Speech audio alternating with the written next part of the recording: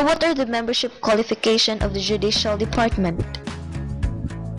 For general qualifications, the justices of the Supreme Court must be a natural-born citizen, at least 40 years of age, must have been for 15 years or more as a judge of a lower court or engaged in the practice of law in the Philippines, and a person of a proven competence, integrity, probity, and independence. The judges of the lower court must be a citizen of the Philippines, a member of the Philippine Bar, and a person of proven competence, integrity, probity, and independence.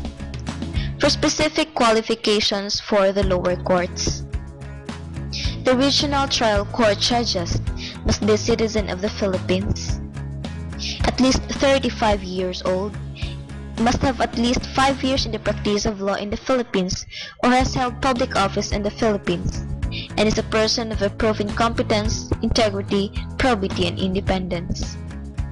The Metropolitan Municipals and Municipal Circuit Trial Court judges must be a citizen of the Philippines, at least 30 years old, and must have at least 5 years in the practice of law in the Philippines or has held public office in the Philippines, and is a person of proven competence, integrity, probity, and independence. Tenure of office of the judiciary. The members of the Supreme Court and judges of the lower courts shall, first,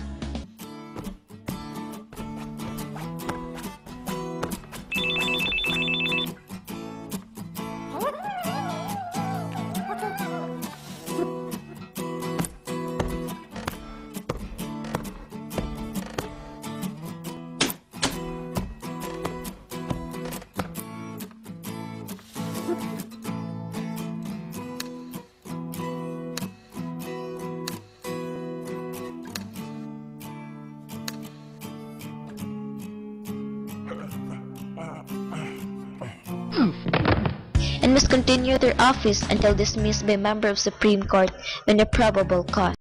Now therefore, be it adjudged, that Renato C. Corona be, and is hereby convicted of the charge against him in Article Roman numeral 2 of the Articles of Impeachment, so ordered.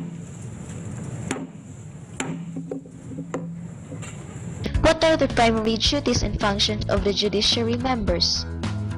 As stated in Article 8, Section 5, judiciary members must first exercise original jurisdiction over cases affecting ambassadors, other public ministers, and consuls.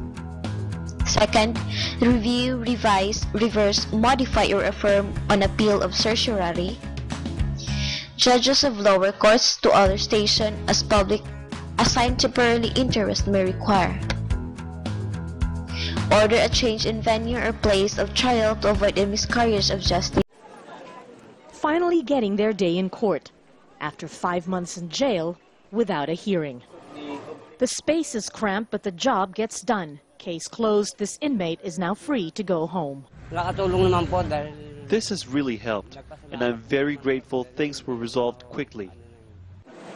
Many other inmates have also waited months, some even years, to stand before a judge. There's a massive backlog of more than 614,000 cases pending across the country, and the Philippines has barely 2,000 judges, which means 30% of courtrooms don't even have a presiding officer. But this is no ordinary courtroom. It's a custom-made bus where justice can be dispensed on the go. A judge sits right here to hear cases and dispense his verdict. And towards the back of the bus, separated by a door, is another room where other cases can be mediated simultaneously. There are 8 such buses that have been traveling the country for a while now. Since 2008, the Justice on Wheels program has resolved over 13,000 cases, from rape to murder to robbery and kidnapping. It's even provided space and free legal assistance for civil mediation. It's bringing justice to the poor instead of the poor going to the court to decongest our jails, and in the process would likewise declog our congested court dockets. The judge says it saves the government millions in prisoner costs alone.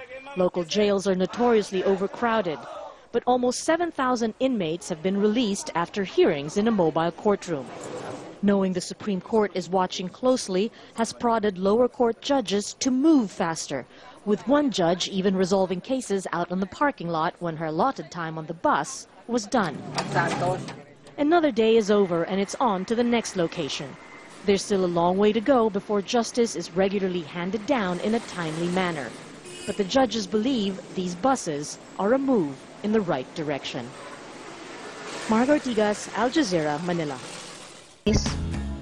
Promulgate rules concerning the protection and enforcement of constitutional rights and legal assistance to the underprivileged. And lastly, appoint all officials and employees of the judiciary in accordance with the Civil Service Law. These are the limitations of the Judicial Department. Members of the Federal Judicial Branch are all picked by the Executive and confirmed by Congress. This essentially means that the Judicial Branch cannot build power in the ways that other parts of government can.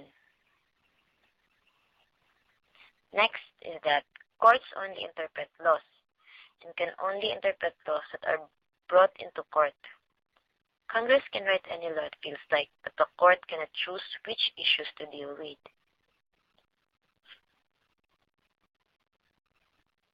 Another limitation is that courts have jurisdiction only on certain areas. Some courts can only hear certain kinds of cases. The Supreme Court can hear any kind of cases because it holds original jurisdiction in America. And lastly, courts cannot enforce their own decisions. In fact, if other judges disagree with one judge's opinion, they may ignore it altogether. This means that the judicial branch is limited and that it must adhere to a professional standard of law, and the decisions must be politically savvy in order to be enforced by the executive.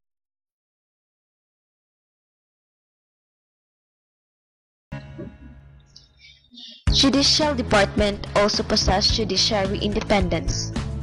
It does not mean avoidance of any contact or association with other human beings, but instead it is a state wherein a member of judiciary decide cases before him only according to the dictates of his conscience, free from any outside pressure or influence.